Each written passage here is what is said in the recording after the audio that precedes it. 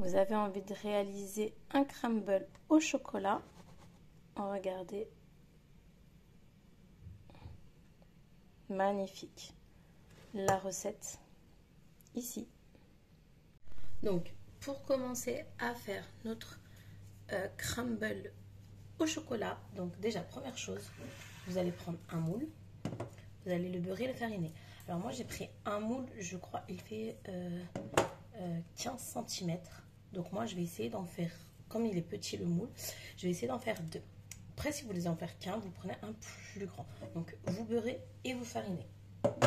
Vous allez prendre un saladier. Dans ce saladier, on va ajouter 400 g de farine. Donc, je mets dans le saladier 400 g de farine.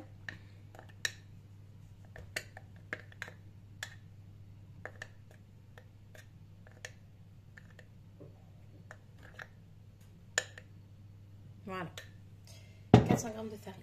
Je vais ajouter également de la levure chimique. La levure chimique, seulement l'équivalent d'une cuillère à café de levure chimique. Donc là, je mets ma levure chimique.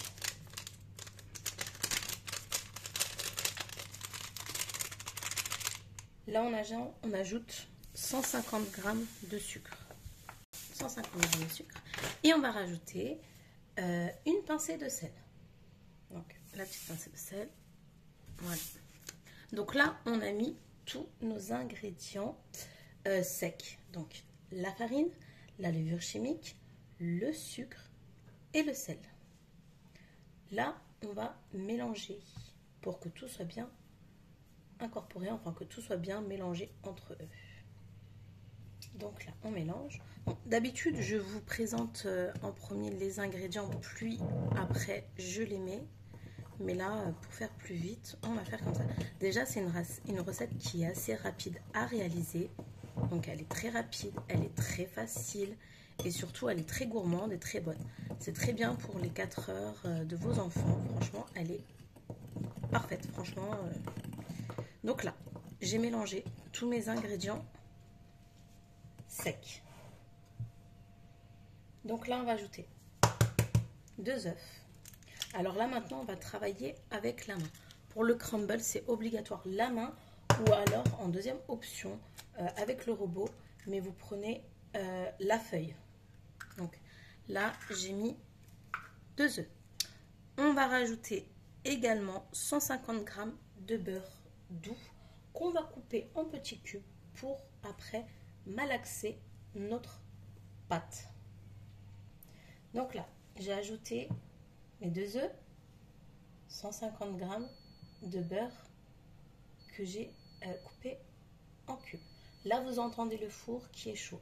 Donc, avant de commencer, j'ai mis mon four à préchauffer à 180 degrés chaleur tournante pour ma part. Donc là, on va travailler à la main, mais comme je vous l'ai dit, vous pouvez le faire avec votre robot pâtissier, avec la feuille. Donc, moi, je remonte mes manches et je vais malaxer avec le bout de mes doigts. Il faut vraiment qu'on malaxe bien. Alors, n'oubliez pas que vous pouvez retrouver la quantité des ingrédients en barre d'infos en bas. Vous retrouvez la quantité des ingrédients, la température du four, le temps de cuisson. Vous pouvez également retrouver en bas mon Instagram et mon groupe Facebook si cela vous intéresse, et aussi mon adresse mail pour éventuellement recevoir des petits mails qui pourraient être intéressants. Donc là, on n'a pas peur de... Alors, vous pouvez le faire sur le plan de travail hein, si vous voulez.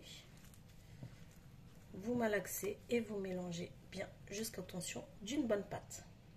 Donc voilà, j'ai fini de la pétrir, enfin de la mélanger. Donc là, vous avez une pâte comme ça. Vous voyez, elle est parfaite.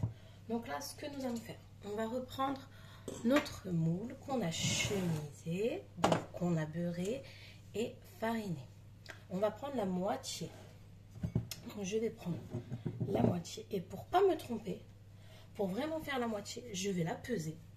Comme ça, on est sûr et certain d'avoir la bonne quantité. Donc, on va peser combien fait notre pâte. Elle fait 809 grammes. Donc, on va l'arrondir à 800. Donc, la moitié, c'est 400. Donc là, il y a 9 grammes. Donc, ça fait 4,5. Donc, je vais couper. Et là, il y a un petit peu trop. Je vais faire 400 grammes. Il y a 406 grammes. C'est très bien. Hop. Donc là, je reprends mon moule que j'ai chemisé. Je vais venir prendre ma pâte. Et là, je vais venir l'étaler. Donc, bien sur le fond et bien sur les côtés également. Important que sur les côtés, vous remontez légèrement. Mais vraiment un petit peu, hein, genre 1 ou 2 cm. Voilà. Un tout petit peu. Voilà, un tout petit peu. Et là, j'aplatis bien mon fond, que ça soit bien régulier.